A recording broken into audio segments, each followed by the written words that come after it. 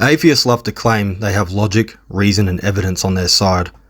They posture as if they're the rational ones, bravely resisting the emotional crutch of religion. But when you actually stop and analyse what they say, something becomes obvious. Most of it is just a tangled mess of fallacies, assumptions and category errors. In this video we're going to walk through 10 logical fallacies atheists can't stop repeating. And by the end, you'll see that the issue isn't just sloppy reasoning, it's that atheism as a worldview cannot justify the very logic it tries to weaponize. They may mock belief in God, but they're standing on ground they can't account for. So let's dig in.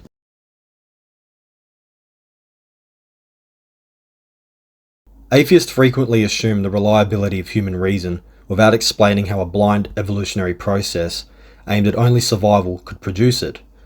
They say, logic works because it works, but that's not an argument, it's a tautology. Imagine trusting a map to navigate a city, but the map was made by someone who had no idea what the city looked like. If human reasoning is just the byproduct of biochemical reactions shaped by natural selection, then it was never aimed at truth, only survival. Alvin Plantinga and other Christian philosophers have pointed out that evolution can produce reliable faculties only if the environment tests those faculties for truth. But survival doesn't always require truth, only useful behaviour. To trust human reason under atheism is to assume what you're trying to prove, that reason is reliable. This is classic circular reasoning, begging the question.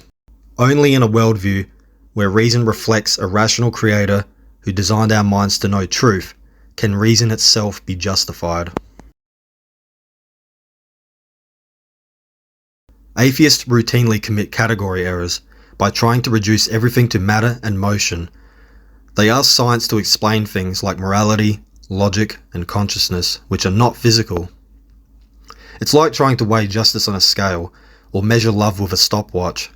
Science is powerful for describing physical phenomena, particles, forces, biological processes, but logic and morality aren't physical objects, they're abstract, immaterial realities.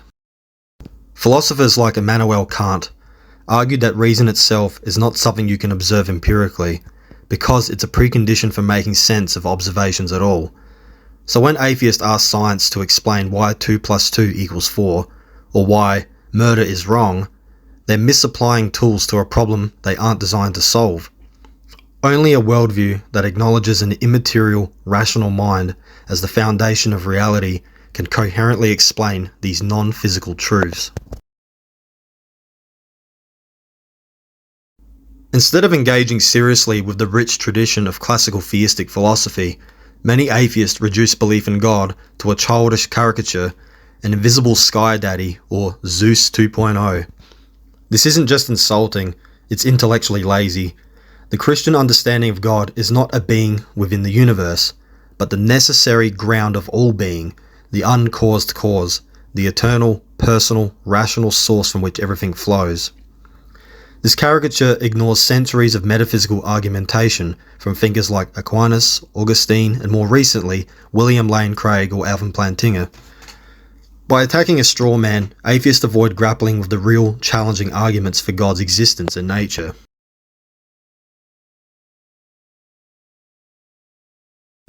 Atheists often rail against the God of the Bible, accusing him of immorality, pointing to the flood, Old Testament wars, or harsh laws. But if morality is just a byproduct of evolution or culture, then moral outrage itself is groundless. You can't say something is truly evil if your worldview denies objective moral values. The famous philosopher C.S. Lewis pointed out that if there is no absolute moral lawgiver, then moral judgments become nothing more than subjective preferences, like taste in food or fashion. So when atheists express moral outrage, they're unwittingly borrowing from the Christian moral framework they deny. Without a transcendent standard, moral condemnation becomes meaningless. Many atheists fall into scientism, the belief that science is the only path to truth. But scientism is self-refuting. The claim, science is the only way to know truth, is itself not a scientific statement. It's a philosophical, metaphysical claim that science cannot prove or disprove. Science is an amazing method for discovering how the universe operates, but it cannot answer questions about why anything exists, what purpose there is, or what ultimate meaning means. Philosophers from Karl Popper to Thomas Nagel have highlighted that science depends on presuppositions about logic, uniformity of nature, and intelligibility, all metaphysical assumptions. Only a worldview that accounts for these presuppositions provides a coherent foundation for science. Atheists accuse Christians of special pleading, arguing that God is an exception to rules like everything must have an explanation. Yet atheists themselves special plead when they use logic, morality, and reason, while refusing to account for their ultimate foundation. They demand Christians provide a complete explanation, yet offer no metaphysical grounding for the very tools they use to argue. This is hypocrisy, asking for standards that they themselves do not meet. The Christian worldview provides a consistent metaphysical grounding. God is the necessary being who grounds all contingent things, including logic and morality. Atheists will often assert something to the effect of, "You don't believe in Zeus or Thor, I just happen to take it one god further." This is a classic equivocation fallacy, conflating fundamentally different concepts under the same word, God, to dismiss theism.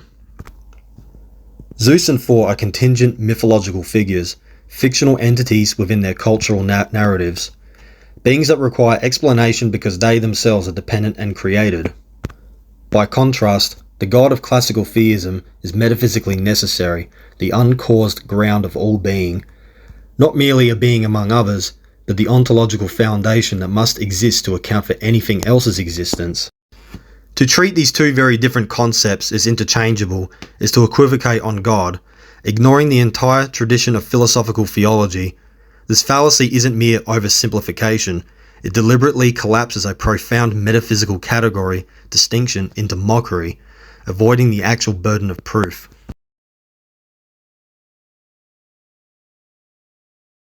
When confronted with the problem of grounding objective morality or universal logic, atheists frequently divert the discussion toward attacking religious text, especially the Bible, with historical or ethical criticisms. Statements like, "The Bible endorses slavery," function as red herrings, deliberate distractions that evade the epistemic and metaphysical question at hand. How can there be objective, binding moral values or universal logical laws without an ultimate transcendent source? Critiquing Scripture's historical record sidesteps the core issue of justification. The atheist is obliged to demonstrate how their naturalistic framework can account for immaterial normative realities like logic and morality, not merely recount ancient social practices. This evasion reveals a tacit concession. They cannot meet the deeper challenge, so they shift to a side topic to deflect. The question, who created God, betrays a fundamental misunderstanding of causality and existence. If every entity required a cause, we would face an infinite regress, a never-ending chain of causes with no ultimate explanation, which is logically absurd because it undermines the possibility of any explanation at all. Classical theism posits God as a necessary being, one whose existence is non-contingent and uncaused. God is the terminus of causal explanation, the foundational reality that stops the regress. Demanding a cause for God, while simultaneously rejecting the necessary terminus, is self-contradictory. It applies the principle of causality inconsistently, exposing the atheist's inability to coherently ground their metaphysical claims. The claim most scientists are atheist is often used as an argument for atheism's truth.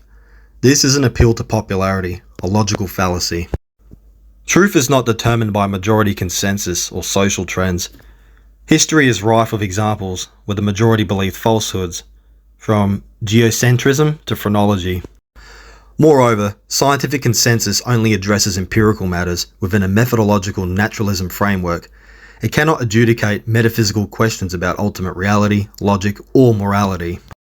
The relevant standard isn't how many believe it, but whether a worldview can adequately explain the preconditions of intelligibility, morality, and consciousness, areas where atheism repeatedly fails.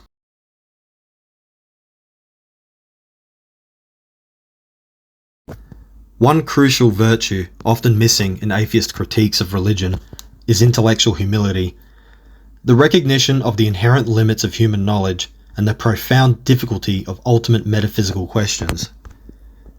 To dismiss religion as merely a crutch or an emotional escape is to ignore centuries of rigorous philosophical inquiry, honest wrestling with paradox and serious attempts to ground reality, morality, and meaning. Every worldview confronts the foundational questions. Why is there something rather than nothing? Why does logic exist? What grounds objective morality? What gives life meaning? Pretending these deep questions are answered simply by naturalistic assumptions, or brushing them off as trivial, betrays a profound intellectual arrogance, an overconfidence in human reason divorced from any transcendent foundation. By contrast, Christianity does not shy away from doubt or questioning. It welcomes honest inquiry and provides a robust, coherent framework that can withstand critical scrutiny, offering a rational basis for the very preconditions of intelligibility and moral obligation. This humility, acknowledging the limits of human understanding while seeking truth, stands in stark contrast to atheistic dismissal and often reveals a deeper wisdom. You can deny God with your mouth, but the moment you speak a rational sentence, you betray the truth. You were made in His image.